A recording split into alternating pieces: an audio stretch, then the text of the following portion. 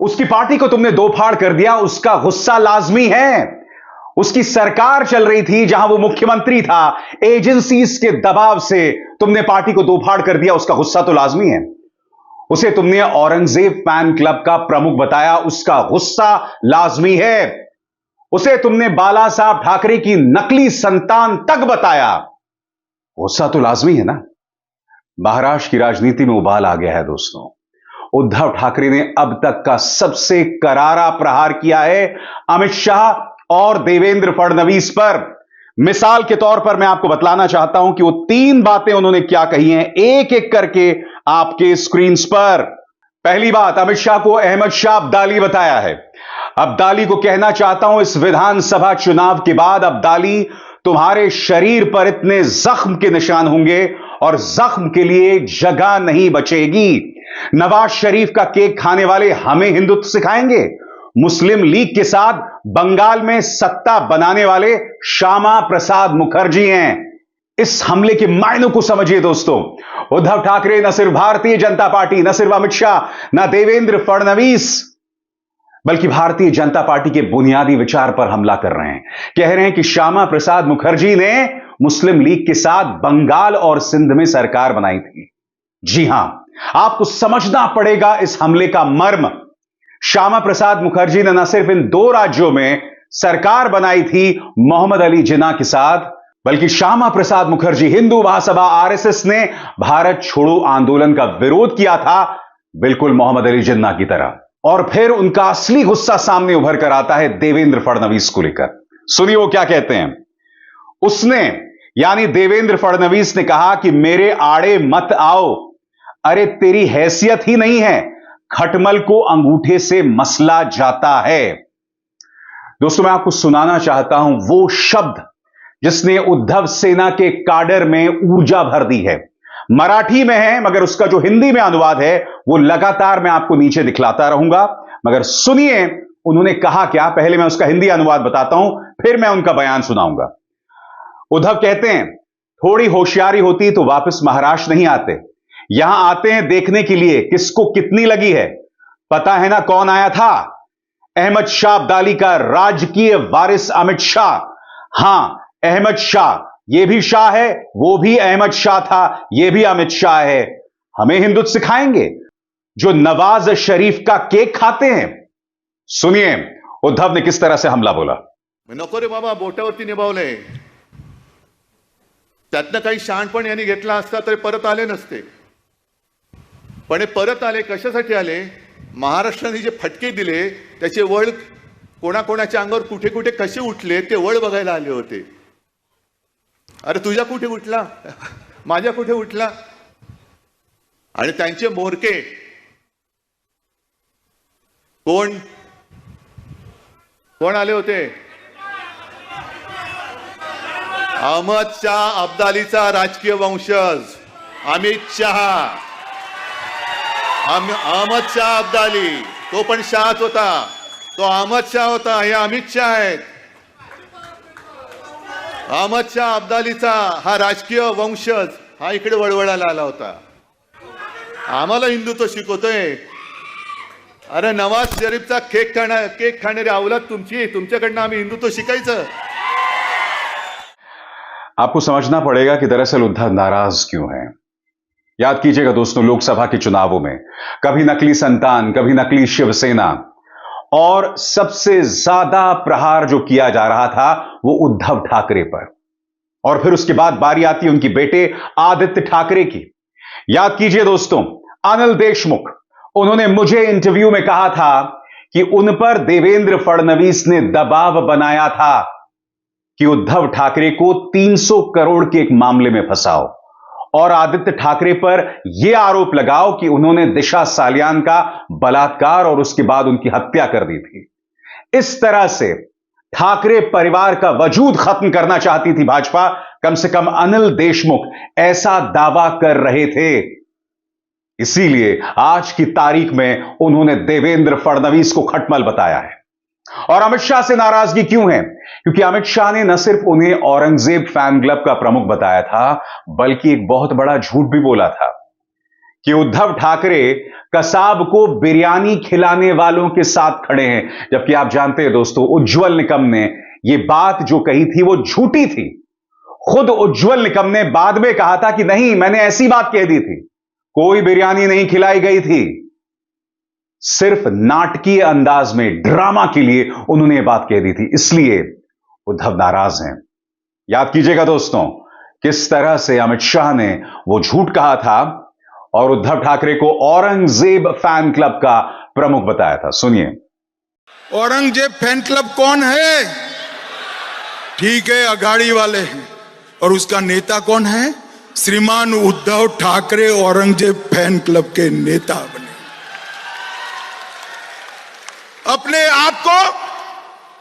अपने आप को बाला साहब का वारिस कहने वाले उद्धव जी कसाब को बिरयानी खिलाने वाले लोगों के साथ बैठे हैं।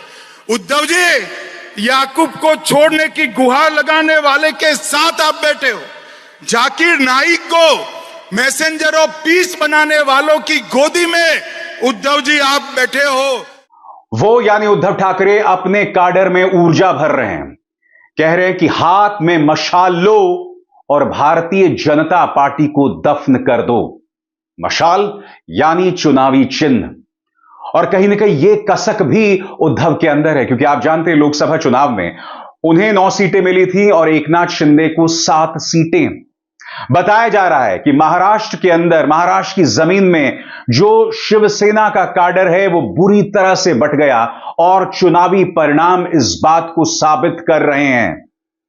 चुनाव चिन्ह को लेकर लगातार लोगों में असमंजस है। इसीलिए यहां पर उद्धव कह रहे हैं कि हाथ में मशाल लो। मशाल पर खास तौर से जोर है। और देखिए किस तरह से भाजपा को दफन करने की बात करते हैं। आणि अमित शहाना सांगतोय, अब्दालीला सांगतोय की या लोकसभेत जेवढे वळ तुमच्यावरती उमटलेत त्याच्यापेक्षा, जसं संजय तुम्ही बोललात ना, शिवसेना प्रमुख म्हणायचे की माझ्या पाठीवरती आता एवढे वार झालेत की वार करायला जागा नाही, तसं या विधानसभेच्या निकालानंतर अब्दाली तुमच्या भाजपवरती एवढे वळ उठतील की पुन्हा वळ उठवायला जागा शिल्लक नसेल। आणि मग तुमची वळवळ ही महाराष्ट्रामध्ये कायमची गाडली गेलेली असेल आणि ती गाडण्यासाठी सज्ज व्हा, हातामध्ये मशाल घ्या आणि ह्या चोर बाजाराला, दरोडेखोरांना जसं औरंगजेबाची कबर तिकडे आपण बांधली तशीच भाजपची राजकीय कबर या महाराष्ट्रामध्ये बांधा। जय हिंद, जय महाराष्ट्र। वो यानी उद्धव ठाकरे चुनौती देते हैं अमित शाह को कि दूसरे लोगों का घर जलाना तुम्हारे हिसाब से हिंदुत्व होगा, क्योंकि दूसरे लोगों का घर जलाना यानी कि औरंगजेब की सोच, ऐसा उद्धव ठाकरे कहते हैं। मेरे हिंदुत्व और तुम्हारे हिंदुत्व में एक बुनियादी फर्क है, और वो बुनियादी फर्क उद्धव ठाकरे किस तरह से बताते हैं, आइए सुनते हैं। मराठी माणसाची सुद्धा जी एकजूट आहे, हिंदूंची एकजूट आहे। जातीपाती धर्म भांडणं लावायची, समाजात भांडणं लावायची आणि स्वतःची घरं ही चांगली सजवायची, दुसऱ्यांची घरं जाळायची, त्यांच्या होळ्या पेटवायच्या आणि तुमच्या पोळ्या भाजायच्या। हे हिंदुत्व आमचं छत्रपती शिवाजी महाराजांनी आम्हाला नाही शिकवलं। हे अब्दाली, हे तुमच्या औरंगजेबाने तुम्हाला शिकवलेलं हिंदुत्व असेल कदाचित, ज्याला आम्ही हिंदुत्व मानत नाही। यकीनन दोस्तों, महाराष्ट्र की सियासत में उबाल आ गया है। अगले 2 महीने में चुनाव है और यकीन मानिए यह मामला यहां रुकने नहीं वाला है। याद कीजिए, अनिल देशमुख ने जो बड़ा प्रहार किया था देवेंद्र फडणवीस पर, जिसे देवेंद्र फडणवीस ने सिरे से खारिज कर दिया था। देवेंद्र फडणवीस ने यह तक कहा था कि मेरे पास ऐसी रिकॉर्डिंग है जिसमें अनिल देशमुख, उद्धव ठाकरे शरद पवार को गाली दे रहे हैं। अभी तक वो रिकॉर्डिंग सामने उभर कर नहीं आई है। हालांकि मुद्दा वो नहीं है, मुद्दा यहां पर यह है कि किस तरह से उद्धव ठाकरे और आदित्य ठाकरे को राजनीतिक और निजी तौर पर खत्म करने की एक साजिश रची गई थी, जैसा कि अनिल देशमुख दावा कर रहे हैं। अनिल देशमुख यह भी दावा करते हैं कि उनके पास प्रमाण है। हालांकि अब तक वो प्रमाण सामने उभर कर नहीं आया और हम सब उस प्रमाण को देखना चाहेंगे, क्योंकि अगर वो सबूत सामने आते हैं जिसमें देवेंद्र फडणवीस ने उनसे यह कहा था कि उद्धव ठाकरे को फंसाओ, आदित्य ठाकरे को बर्बाद करो, तो यकीन मानिए दोस्तों, महाराष्ट्र की राजनीति में ऐसा भूचाल आने वाला है, ऐसा भूचाल आने वाला है कि अगले 2 महीने बाद यानी नवंबर दिसंबर में जो चुनाव आने वाले हैं, भाजपा का सुपड़ा साफ हो जाए तो मुझे हैरत नहीं होने वाली है। कई राजनीतिक जानकार कह रहे हैं कि भाजपा के खात्मे की शुरुआत नवंबर-दिसंबर से होगी और फिर परवान चढ़ेगी अगले साल फरवरी और मार्च में, जब दिल्ली के विधानसभा चुनाव होंगे। जी हां, मगर दिल्ली अभी दूर है, यानी कि दिल्ली के विधानसभा चुनाव दूर हैं। अभी महाराष्ट्र सामने, हरियाणा सामने, झारखंड है। कम से कम इन 3 में से 2 राज्यों, यानी कि महाराष्ट्र और हरियाणा, दोनों जगहों पर भाजपा की हालत कमजोर है।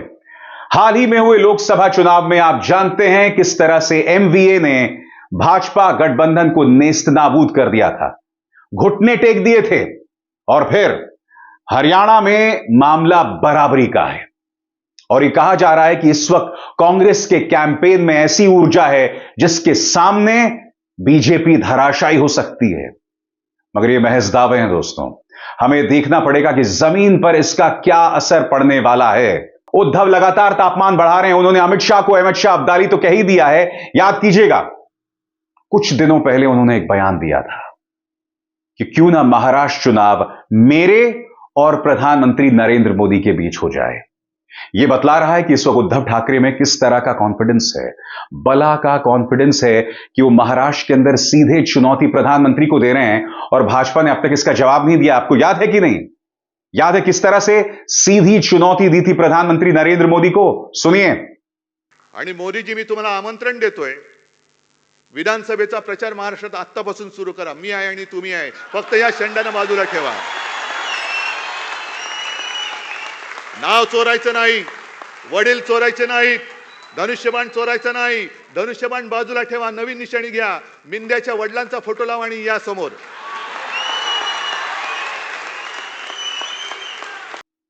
और अब हर गुजरते दिन के साथ ये चुनौती बढ़ रही है। अब्दाली का जो तंज कसा है उसने, ये मामले को आगे बढ़ाता है। देवेंद्र फडणवीस, जी हां, उनको लेकर उद्धव की जो नाराजगी है वो काफी आगे बढ़ चुकी है। उन्हें खटमल बता देना यह अपने आप बताता है कि नाराजगी और दुश्मनी इस कदर बढ़ गई है कि अब यू टर्न लेना भी मुश्किल होने वाला है। बहरहाल दोस्तों, नवंबर दिसंबर का इंतजार कीजिए, क्योंकि मेरा मानना है कि नवंबर दिसंबर भारतीय राजनीति में ऐसा मोड़ लाने वाले हैं जिसके बाद ऐसी उल्टी गिनती शुरू होगी कि राजनीतिक भूचाल आ जाएगा। दोस्तों, अभिजार शर्मा को दीजिए इजाजत। नमस्कार। स्वतंत्र और आजाद पत्रकारिता का समर्थन कीजिए, सच में मेरा साथी बनिए। बहुत आसान है दोस्तों, इस ज्वाइन बटन को दबाइए और आपके सामने आएंगे ये 3 विकल्प, इनमें से एक चुनिए और सच के इस सफर में मेरा साथी बनिए।